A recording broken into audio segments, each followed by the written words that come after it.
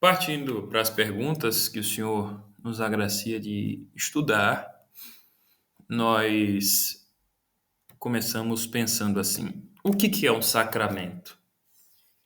A palavra sacramento ela não está na Bíblia explicitamente, vamos dizer assim.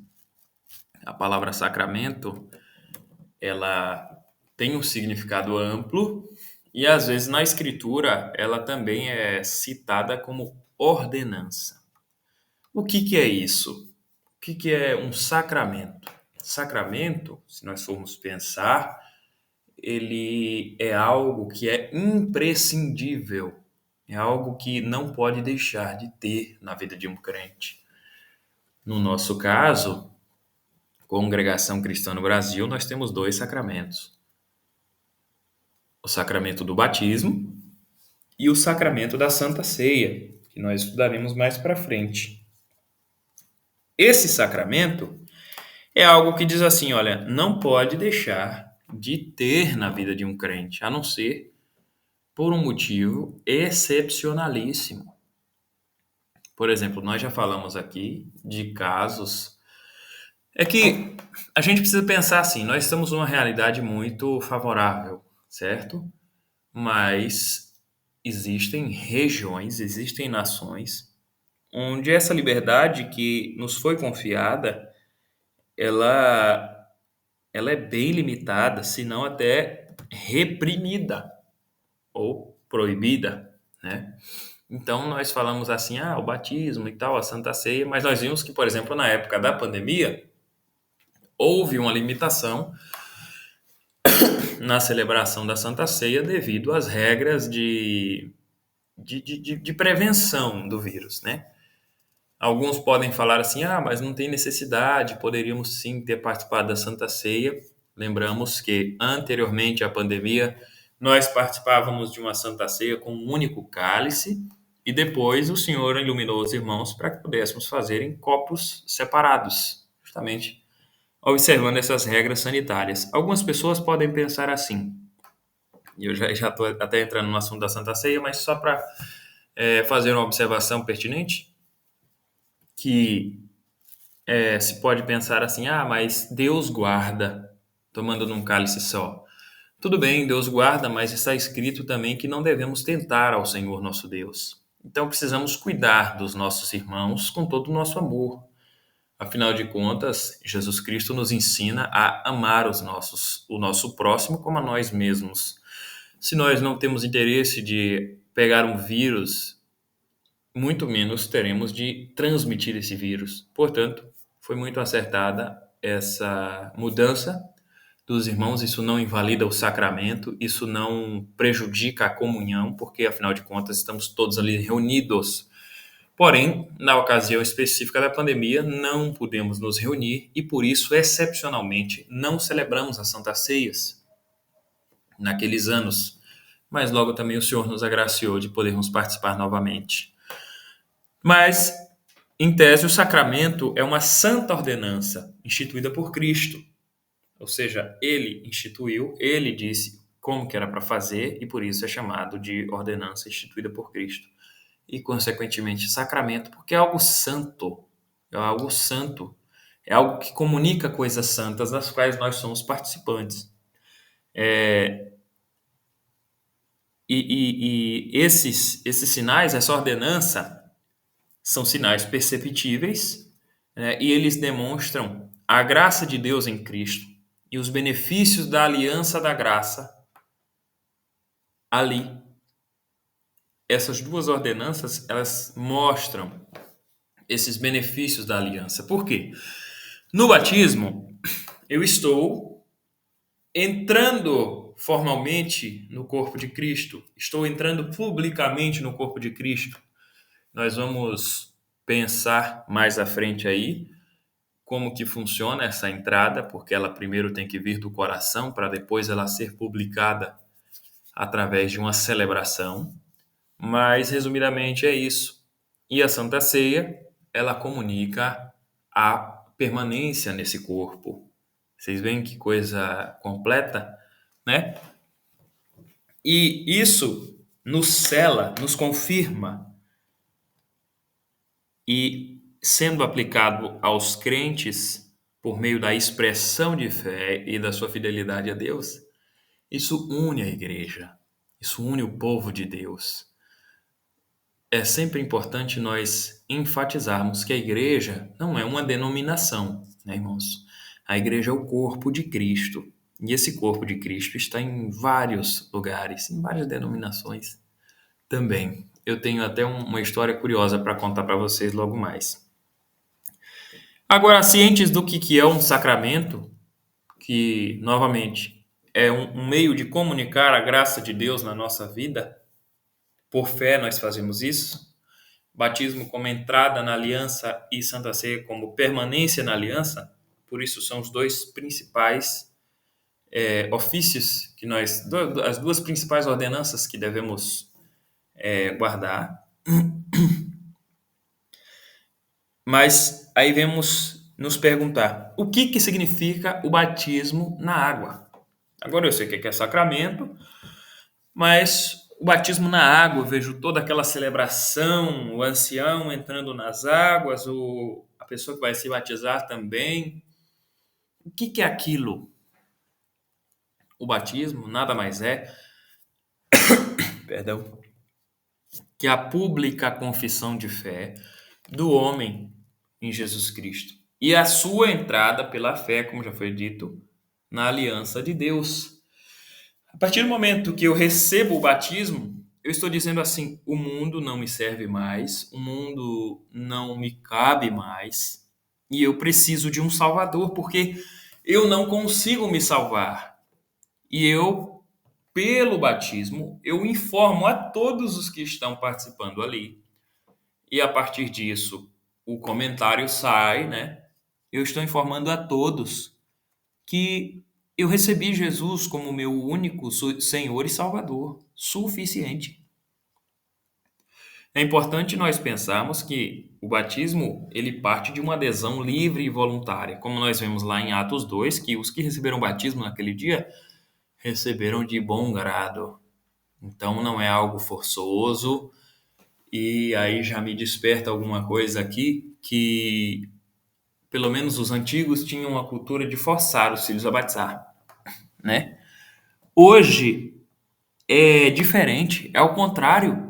Os pais estão desestimulando os filhos ao batismo. Não pode nem uma coisa e nem outra. Qual que é a nossa falha aqui, queridos? Nossa falha é que nós não estamos preparando os nossos filhos para a vida eterna. Nós estamos preparando os nossos filhos para terem uma boa profissão. Nós estamos preparando os nossos filhos para serem pessoas honestas, ok? Mas não estamos preparando os nossos filhos para a vida eterna, não estamos evangelizando os nossos filhos. Estamos deixando os nossos filhos serem cuidados pelo cooperador de jovens, que muitas das vezes vê a criança só no domingo, no dia da reunião de jovens, ou estamos deixando os nossos filhos à mercê, sem qualquer cuidado pastoral. E nós, como familiares, como pai, como mãe, como avô, como vó, como responsável de alguma criança, nós temos por obrigação de mostrar para elas que o caminho é Jesus Cristo. Não adianta também eu ensinar o meu filho: olha, você tem que ir para a igreja, você tem que recitar, você tem que fazer isso, você tem que fazer aquilo. Não. Você tem que ensinar que nós temos que ensinar que os nossos filhos possuem uma natureza pecaminosa e precisam de Jesus Cristo para serem salvos.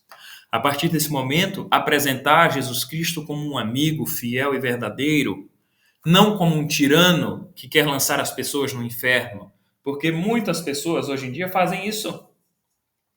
As pessoas, elas colocam tanta pressão nos filhos que Deus vai te castigar, se você fizer isso você vai para o inferno e tal, que o filho fica com medo. E nós privamos os nossos filhos de tantas coisas que os nossos filhos acabam tomando raiva de Deus em vez de amá-lo. E com isso eu não estou dizendo que nós precisamos liberar tudo para os nossos filhos, mas precisamos ensinar o que é certo para os nossos filhos, para que eles possam discernir aquilo que é errado.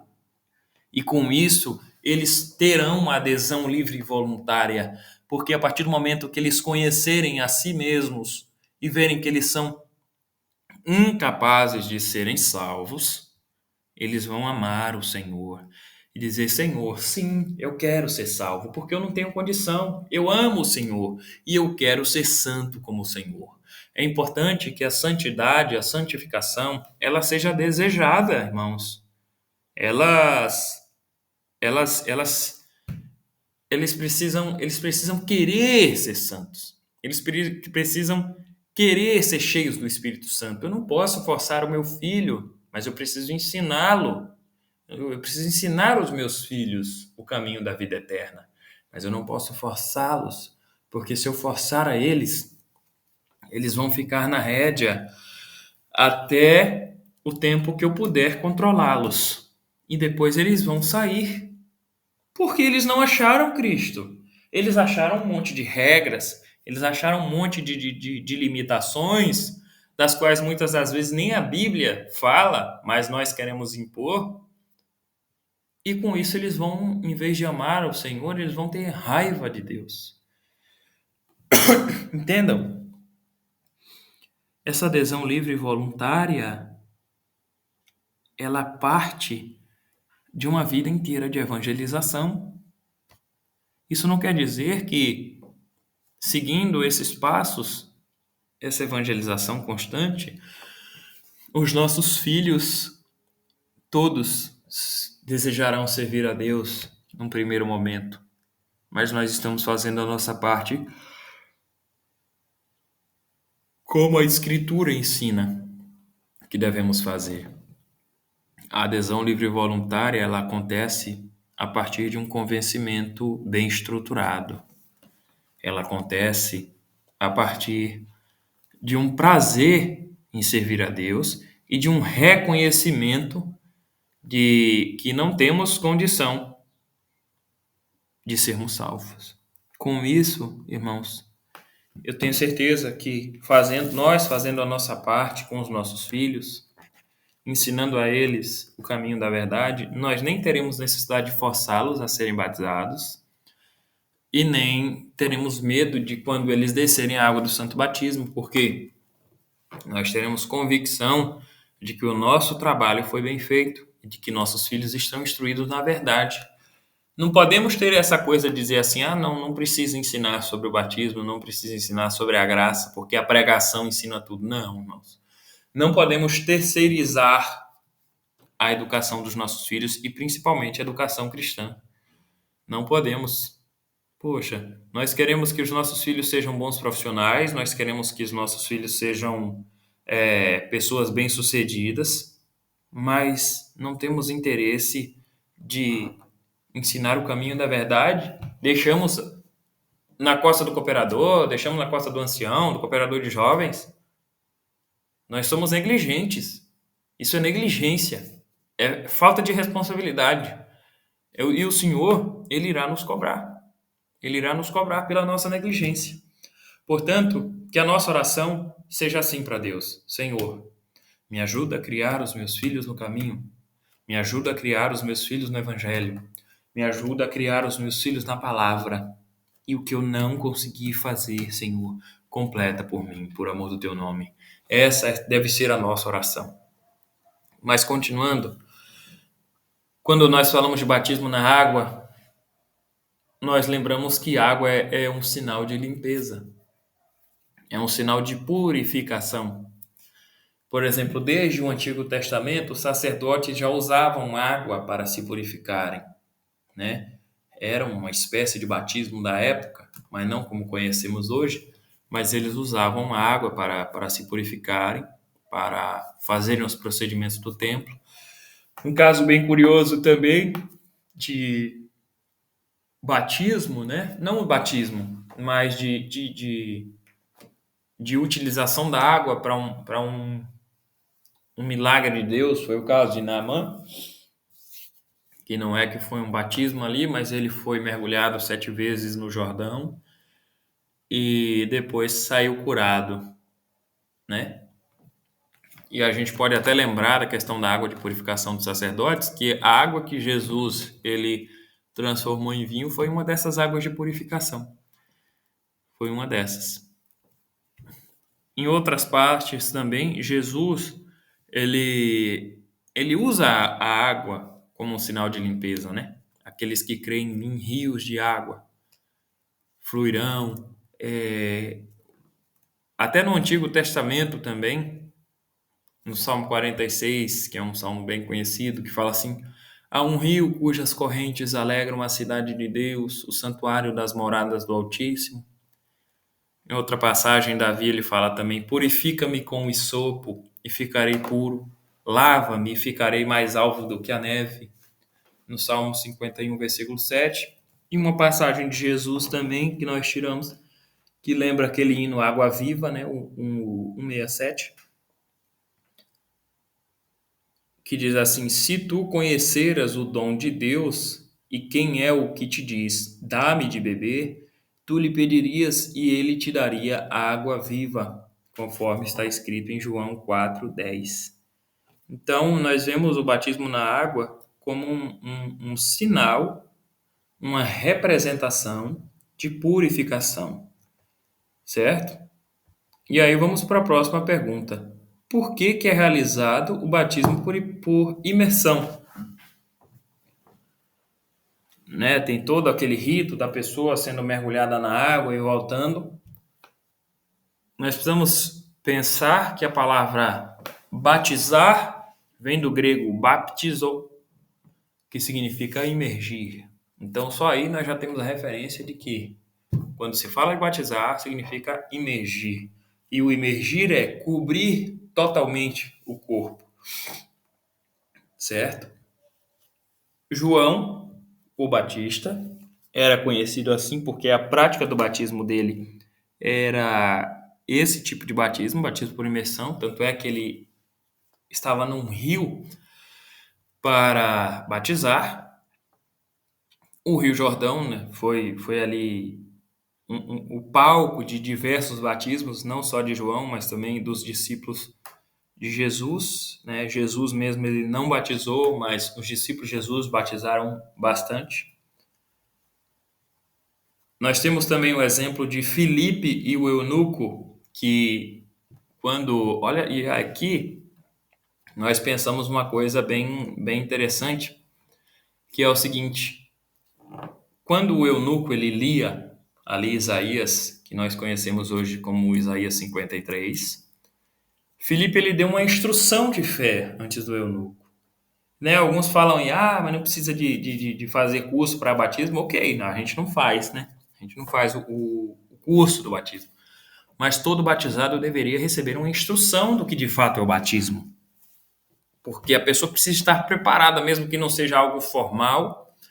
Tipo, você tem que fazer um curso de 2 anos. Não, mas a pessoa ela tem que ter convicção daquilo que está acontecendo. Tanto é que Filipe e o eunuco foram só uma conversa, mas foi uma conversa aprofundada. Então, quando nós formos evangelizar alguém, levar alguém para ser batizada, nós não devemos falar de nossas práticas particulares, como o uso do véu, como o ósculo, como a oração de joelho, não.